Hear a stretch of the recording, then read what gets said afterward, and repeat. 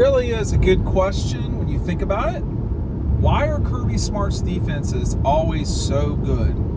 And when you talk with people around the league, I mean, even people outside of Georgia, the consensus kind of way I would put it is that Georgia, obviously they recruited at a very high level, okay? But what's happening is, by the time you get onto the field at Georgia, with very few exceptions, okay, you already know the terminology, the format, everything that you need to know to play defensively. That's not changed since 2016. So whenever you're talking about, why is Georgia so good consistently? Well, yeah, it's players, no question. It's definitely players. It's recruiting, it's development. But these guys, they all know what they're doing.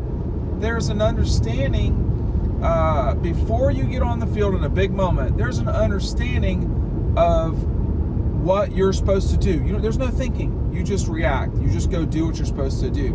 And look at the last play of the game.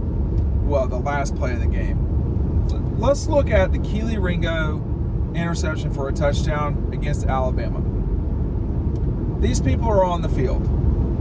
Christopher Smith. Christopher Smith was not a highly recruited 5-star guy.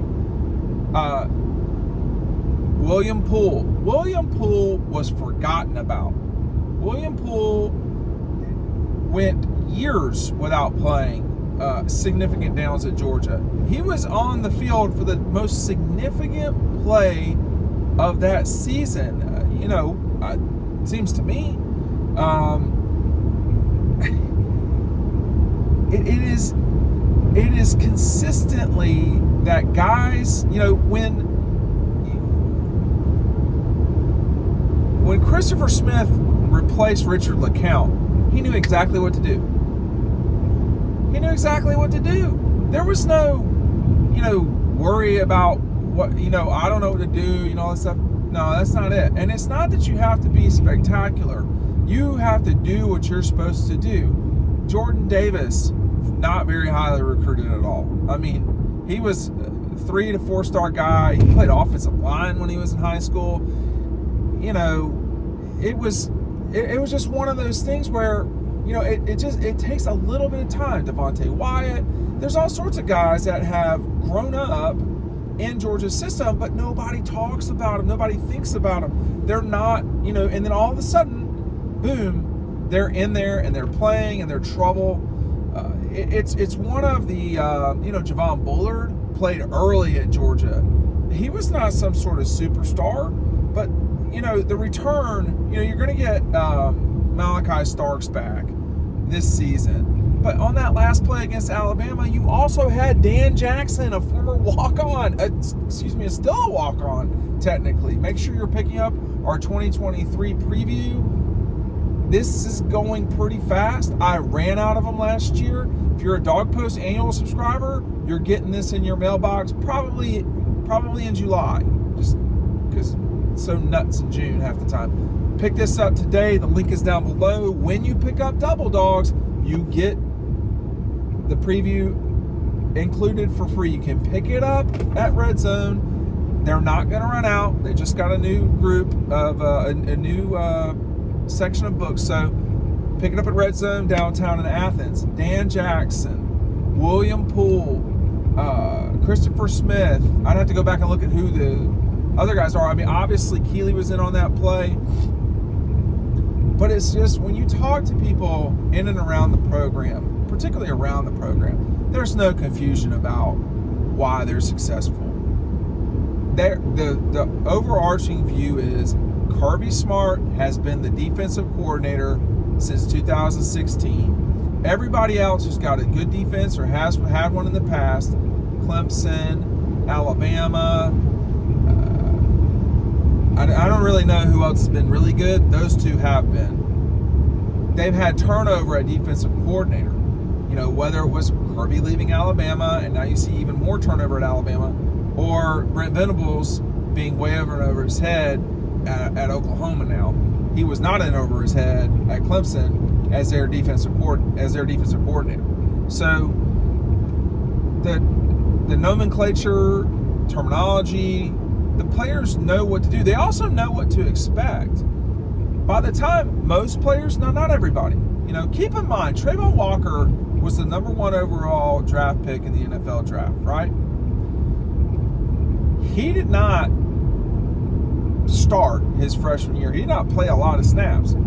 Jalen Carter was probably one of Georgia's best players overall in 2021. He was not a starter. That tells you how challenging it is to get on the field. That tells you that you have to know what you're doing. And frankly, the depth and the competition that you got to go through to get on the field at Georgia. It is one of the toughest places to do that. The depth is not the same at Clemson as it was. It's just not. Alabama, I don't think they have quite the same problem as Clemson, but it's in the universe in terms of depth. They don't have the depth that they had in the middle 2010s. They certainly don't have the depth on the defensive side of the ball that they did at the beginning of the sort of run of 3 titles in 4 years at Alabama. So I think, obviously when you look at it, Kirby's been there the whole time. That's a lot of this. It is. And Mel Tucker, Dan Lanning, Glenn Schumann, they should get credit. I mean, Kirby will tell you they're the ones calling the plays the vast majority of the time. I have no reason to doubt that. But those guys can come in and play fast when they get in. There's not a lot of Malachi Starks out there. There's not. I mean, Malachi came in and played right away as a starter, as a true freshman. How often does that happen? It doesn't at Georgia. You're just not going to walk on that field. You could say that same thing a little bit on the offensive side of the ball. Great example, Xavier Truss.